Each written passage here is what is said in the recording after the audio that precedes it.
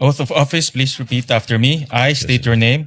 I, Sen Sotto III, Having been elected Senate President Pro Tempore, having been elected to the position of Senate President Pro Tempore, do hereby solemnly swear do hereby solemnly swear that I will well and faithfully discharge, that I will well and faithfully to discharge the best of my abilities, to the best of my the abilities duties of my present position, the duties of my present position, and of all others I may hereafter hold, and of all others I may hereafter hold, under the Republic of the Philippines, under the Republic of the Philippines, that I will support and defend the Constitution of the Philippines, that I will support and defend the Constitution of the Philippines, that I will obey the laws, legal orders, and decrees that I will obey the laws, legal orders, and decrees promulgated by the duly constituted authorities, promulgated by the duly constituted authorities, and maintain true faith and allegiance and maintain true faith and allegiance to the Republic of the Philippines, to the Republic of the Philippines, and that I impose this obligation upon myself voluntarily, and that I impose this obligation upon myself voluntarily, without mental reservation without mental reservation or purpose of evasion. or purpose of evasion. So help me God. So help me God. Congratulations, sir.